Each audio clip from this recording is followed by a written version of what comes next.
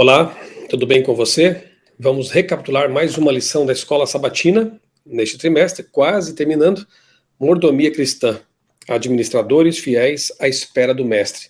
Estamos na lição 11, neste trimestre são 12 lições, 12 semanas, e quase começando já o próximo trimestre, a próxima lição, você já sabe, o tema será as 3 mensagens angélicas. A lição está fantástica, muito boa, assunto, inclusive uma feliz providência, não vou dizer coincidência, né?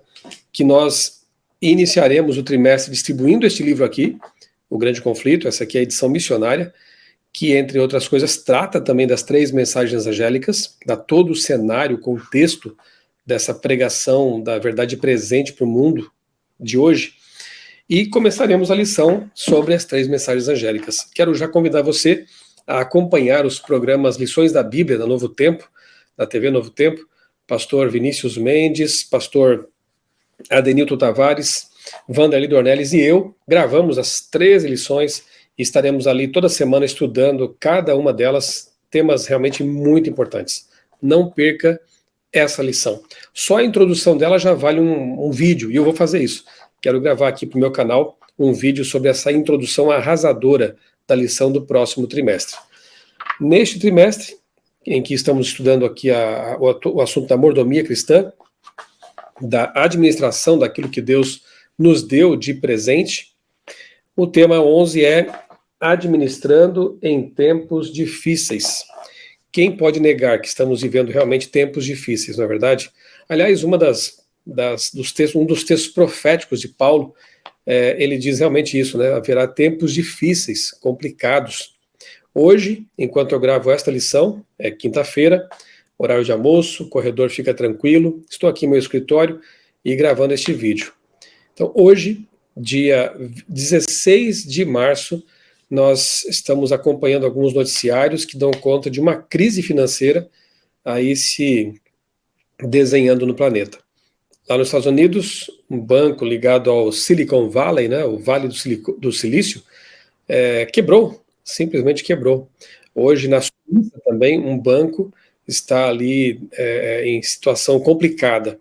E, claro, que as bolsas de valores em todo o planeta são afetadas, enfim. Vivemos realmente numa corda bamba. E as estruturas humanas que nos parecem tão sólidas, tão confiáveis, volta e meia se demonstram bastante frágeis e estamos aí realmente administrando aquilo que Deus nos deu em tempos difíceis. O texto principal, Salmos 50, versos 14 e 15, diz assim: Ofereça a Deus sacrifício de ações de graças e cumpra os seus votos para com o Altíssimo. Invoque-me no dia da angústia e eu o livrarei, e você me glorificará. Em outras palavras, Deus nos pede que sejamos fiéis e Ele vai cuidar de tudo. Ele vai nos ajudar, vai nos livrar no tempo de angústia. E se você nesse momento está vivendo um período de angústia, de incertezas, de medo do futuro, invoque a Deus. A lição da semana traz alguns exemplos aqui de pessoas que passaram por momentos muito probantes, muito difíceis, como é o caso de Josafá, veremos daqui a pouquinho. E essas pessoas, em tempos assim, clamaram a Deus e foram protegidas por ele. Prosseguindo então aqui no estudo, nós podemos destacar aqui um texto de Mateus 6, 32, 33, em que está escrito assim: porque os gentios é que procuram todas essas coisas. O Pai de vocês, que está no céu, sabe que vocês precisam de todas elas. Mas busquem em primeiro lugar o reino de Deus e a sua justiça, e todas essas coisas lhes serão acrescentadas. De novo, esse conselho, né, de que nós devemos buscar em primeiro lugar o reino de Deus, esses eternos, e Deus promete nos ajudar a ter aquilo de que necessitamos. A quantidade do que teremos, isso pertence a Deus. O conselho bíblico é: sejamos satisfeitos com aquilo que Deus nos dá. Façamos a nossa parte, cumpramos nossos votos, sejamos fiéis a Deus nos dízimos, nas ofertas, trabalhemos com dedicação, estudemos, nos preparemos e confiemos na providência divina. Domingo, colocando Deus em primeiro lugar. E aqui vem a história de Josafá. Estava ali para enfrentar um grande e poderoso exército de povos inimigos, e então, com medo, ele clamou a Deus por proteção, por livramento. Ele pede que todos orem, jejuem, enfim. o medo o levou para mais perto de Deus, digamos assim, e Deus lhes concedeu a vitória milagrosamente. Quantas vezes estamos também diante de inimigos que parecem impossíveis de ser derrotados, barreiras intransponíveis, e ali clamamos a Deus e recebemos livramento, recebemos forças para vencer. Depois de se comprometerem com Deus dessa maneira, o Espírito do Senhor veio a um homem, Deus, que disse, Deus usou um profeta, então, para trazer conforto ao rei e ao povo. Não tenham medo, nem se assustem por causa desta grande multidão, pois esta batalha não é de vocês, mas de Deus. Vocês não precisarão lutar. Temam, tomem posição, fiquem parados e vejam a salvação que o Senhor lhes dará. Realmente, né, o exército estava preparado, mas foi Deus quem libertou, foi Deus quem venceu aquela batalha. Nós temos os profetas também, né? Nós temos a Bíblia Sagrada, com os textos proféticos, temos o dom maravilhoso que Deus nos deu de presente, né, na pessoa de Ellen White, uma profetisa para o nosso tempo, não canônica, e estão ali promessas maravilhosas para aqueles que creem e leem e estudam. Se nós conhecermos a mensagem dos profetas, nós também teremos segurança em todo o tempo, especialmente nos tempos mais difíceis. Então, na manhã seguinte, o rei reuniu o povo com o coro dos levitas à frente para cantar louvores a Deus. Assim, advertiu o povo com aquelas lindas palavras que estão lá em 2 Crônicas, capítulo 20, verso 20. Creiam no Senhor, seu Deus, e vocês estarão seguros. Creiam nos profetas do Senhor e vocês serão bem-sucedidos. Isso aconteceu lá com eles. E acontece o tempo todo e conosco também, aqui em nosso tempo, no século 21. Creia nos profetas de Deus. Se ele prometeu abençoar, proteger, prosperar aqueles que lhe são fiéis, ele vai cumprir a palavra dele. O coro começou a cantar, seus inimigos foram derrotados, e não havia nenhum sobrevivente. Os homens de Judá levaram 3 dias para recolher os despojos da batalha, e no 4º dia voltaram para Jerusalém cantando enquanto caminhavam.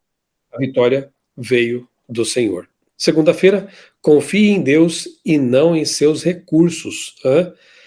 A Bíblia, em 1 Samuel 14, a Bíblia registra a história de como o filho de Saul, Jonatas, e seu escudeiro derrotaram uma guarnição inteira de filisteus com a ajuda de Deus.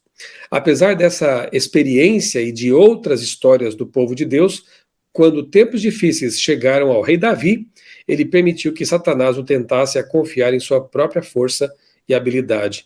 E é quando então, está narrado em 1 Crônicas, capítulo 21, é quando então Davi, ele resolve numerar o exército que ele tinha, contar, fazer um censo, contar quantos soldados ele tinha.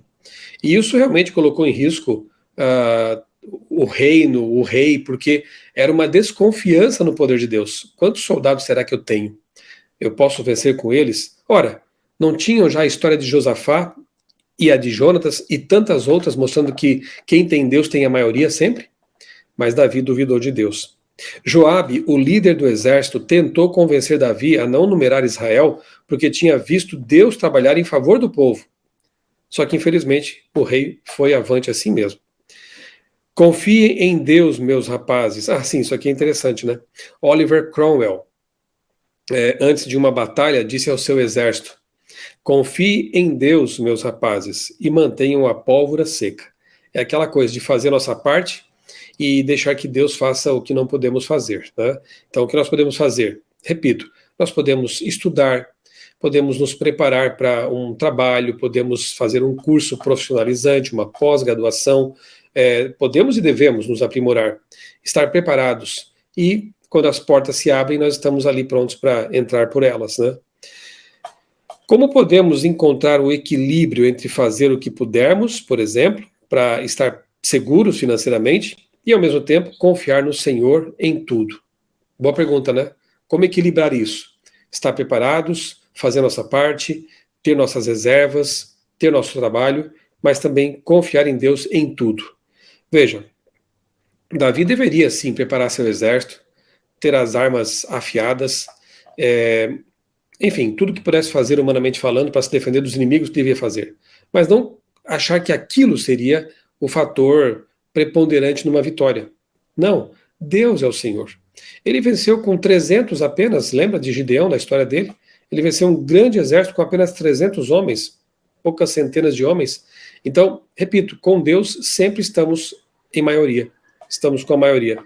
Então, confie em Deus, lembre das histórias passadas, o mesmo Deus que concedeu libertação a outros e vem fazendo isso ao longo da história, é o Deus que está com você, é o Deus que está comigo também.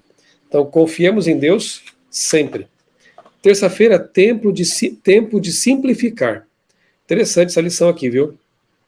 2 Pedro 3 nos lembra que este mundo um dia vai ser destruído pelo fogo. As coisas, né, os elementos ardendo se desfarão, ferro, hidrogênio, oxigênio, titânio, tudo, concreto, aço, vidro, tudo que há neste mundo vai ser um dia desfeito para que Deus possa, após o milênio, reconstruir, recriar o planeta Terra. Isso nós conhecemos muito bem, a Bíblia fala claramente disso, né? Tanto é que a questão da mordomia tem que ver com preservar enquanto pudermos nosso corpo, nosso planeta, os recursos naturais. Preservar, porque salvar não iremos. Você não vai salvar seu corpo da transformação final ou da morte. Você não vai salvar o planeta porque ele vai ser destruído finalmente para ser recriado.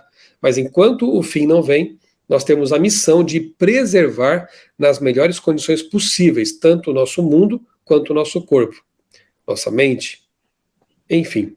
Mas o fato de sabermos que os elementos se desfarão, que tudo será queimado, deve nos fazer pensar que acumular e acumular o tempo todo, só pensar em riquezas, em ter, é uma falta de sabedoria tremenda. Porque tem pessoas que têm tanto dinheiro que mesmo em 3, 4, 5 vidas, ou sei lá quanto tempo, não conseguiriam gastar tudo. E ficam acumulando. E aquele dinheiro acumulado não beneficia ninguém, não beneficia a família, não beneficia os necessitados, talvez pessoas que estejam se privando de se alimentar de forma melhor, ou de uma viagem romântica com o cônjuge. Por que se privar de coisas que vão ficar para sempre, memórias, aprimoramento do caráter, e acumular riquezas que um dia serão queimadas, serão consumidas? Pense bem nisso. É claro que temos que ter, sempre aqui tem que ter um equilíbrio. Temos que ter uma reserva para emergências, como já estudamos, temos que ter uma reserva para o futuro, para a idade, né, na nossa velhice, temos que ter tudo isso aí. Mas também há pessoas que exageram nisso aqui e se privam de coisas até simples, muitas vezes, que demandariam pequenos investimentos para ter momentos de felicidade, de alegria, de crescimento. Temos que pensar bem nisso, né? Um dia tudo vai ficar para trás e talvez não haja tempo de dispor desses recursos porque o fim chegou. Então tudo será queimado no grande incêndio final, quando todos os traços de pecado e mal, exceto as cicatrizes nas mãos de Cristo, serão destruídos para sempre. Sendo cristãos, devemos sempre viver à luz da eternidade. Sim, é claro, precisamos trabalhar com empenho para prover para nós mesmos, nossa família, e se fomos abençoados com riqueza, nada está errado em desfrutá-la agora, desde que não nos tornemos gananciosos e que sejamos generosos em relação aos necessitados. No entanto, devemos sempre lembrar que tudo que acumulamos aqui é transitório, fugaz, e se não tomarmos cuidado, tem o potencial, inclusive, e pior, de ser espiritualmente devastador para aqueles que se apegam realmente às riquezas. Se você soubesse que Jesus viria em 10, 5 ou 3 anos, isso mudaria a sua vida? Se você soubesse que Jesus vai voltar daqui a 3, 5 anos, o que você mudaria no aspecto financeiro, no aspecto relacional, na sua vida? Pense nisso. É importante sempre ter em vista que Jesus, não sabemos quando virá, mas virá em breve. Ou que a nossa morte também cada vez mais se aproxima. Prioridades, é a lição de quarta-feira. Mateus 6,24, ali diz que não é possível amar dois senhores, servir dois senhores. Você não pode amar a Deus e as riquezas ao mesmo tempo. Na verdade, tudo que você colocar no lugar de Deus se torna um ídolo. Lembre-se disso. Riquezas, ideologias, pessoas. Então, note que Jesus não disse que era difícil servir a Deus e ao dinheiro, ou que precisássemos ter cuidado em como servir a ambos. Em vez disso, ele disse que isso não é possível, simplesmente é impossível. Ponto final. Esse pensamento deveria até colocar um pouco de temor e tremor em nossa alma, como Filipenses 2,12 coloca, né? Não podemos servir a dois senhores. Nós temos que amar a Deus sobre todas as coisas, temos que usar os recursos, amar as pessoas, e não o contrário também, né? Muitas pessoas acabam usando pessoas e amando aquilo que tem, coisas. Inverta a equação. 1 João 2,15, eu quero ler esse texto com você, porque ele é muito, muito importante. 1 João capítulo 2, não que os demais não sejam também, né? Mas eu quero ler, na verdade acredito que eu vou reler com você, né? Porque a ideia aqui é recapitular algo que você já tem estudado aí ao longo da semana. Já estamos na quinta-feira, isso quer dizer que você já estudou praticamente toda a lição. O importante é todo dia estudar a lição daquele dia, para que você tenha um contato diário com a palavra de Deus por meio da lição e também, como eu sempre tenho promovido, né, por meio do Reavivados por Sua Palavra, que é um projeto maravilhoso também, e tenho falado dele de quando em quando aí. 1 João capítulo 2, versos 15 a 17, olha só o que diz a Bíblia, que diz o autor inspirado aqui. Não amem o mundo nem as coisas que há no mundo. Se alguém amar o mundo, o amor do Pai não está nele. Porque tudo que há no mundo, os desejos da carne, os desejos dos olhos e a soberba da vida, não procede do Pai, mas procede do mundo. Ora, o mundo passa, bem como os seus desejos, mas aquele que faz a vontade de Deus permanece para sempre. Que texto precioso, não é verdade? Aquele que faz a vontade de Deus permanece para sempre. As coisas do mundo passam, são transitórias, são passageiras. Não ame essas coisas do mundo no sentido pecaminoso. Note que a Bíblia tem que ser analisada com bastante bom senso, né? Porque há um texto que diz que Deus amou o mundo de tal maneira. Que mundo é esse? As pessoas que há no mundo, obviamente. Mas aqui, quando João diz, o mesmo João diz, né? Não ame o mundo, ele define que aspecto do mundo que não pode ser amado. O pecado, a soberba, o desejo de acumulação, a ganância, os pecados da carne, enfim, essas coisas não podem ser amadas. Temos que amar a Deus e as pessoas. Bem, quinta-feira termina então falando sobre ninguém pode comprar, nem poderá comprar nem vender. E aqui o texto que nos faz lembrar disso é Apocalipse 13, 11 a 17, descreve ali a atuação das bestas, né, as bestas do mar e da terra, e é dito que quando o decreto dominical, né, a marca da besta, for imposta legalmente pelas autoridades estatais unidas à igreja pervertida, né, que é representada por Babilônia e também pela mulher prostituída de Apocalipse 17, quando esse sistema todo estiver ocorrendo, é o fim da história mesmo, as pessoas, os servos de Deus, enfim, as pessoas não poderão mais comprar nem vender. Os servos de Deus serão, obviamente, amparados por ele. Se preciso for, uma mesa será posta no deserto, como diz o Salmo. Mas o dinheiro, os recursos ficarão indisponíveis. Então, o que adiantou acumular, não é verdade? Acumular para bem perto do fim e não ter usado esses recursos para o bem dos outros, para o próprio bem também, né? Então, como diz Daniel 12:1, haverá um tempo de angústia como nunca houve, e o Apocalipse também aponta para tempos preocupantes antes da vinda de Cristo.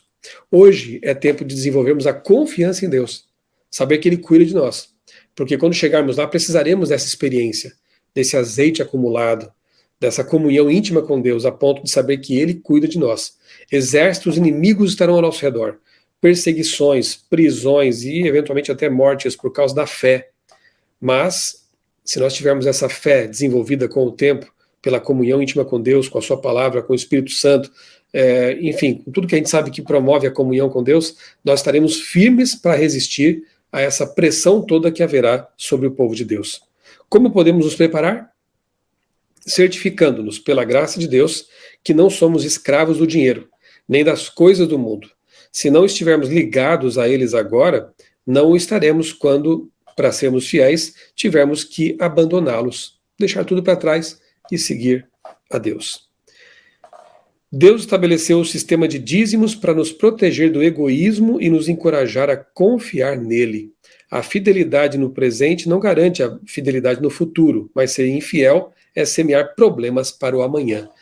Realmente, né, o sistema de dízimos e ofertas também já nos prepara desde já, nos educa para confiar em Deus e nos desprender também de parte daquilo que nós temos. Deus nos ajude realmente a ser administradores fiéis em todo o tempo, mas especialmente nos tempos difíceis em que vivemos. Vamos orar? Amado Deus, bondoso Pai, muito obrigado, Senhor, por esta lição, por este conteúdo que nos fez refletir sobre a importância de amarmos a Ti, buscarmos o Teu reino acima de tudo. Ó Deus, ajuda-nos a ser sábios com aquilo que Tu nos deste, com o nosso corpo, nossos talentos, nossos recursos financeiros, nossos tesouros, nosso tempo também, para que com tudo isso possamos ser sábios na administração e crescermos na fé, na comunhão contigo, a tal ponto de que quando chegarem os tempos realmente difíceis, probantes, possamos confiar e saber que Tu cuidas de nós. Dá-nos a Tua paz, Senhor, é o que nós te pedimos e te agradecemos em nome de Jesus. Amém. Um grande abraço para você, Deus abençoe grandemente a sua vida e também a sua família.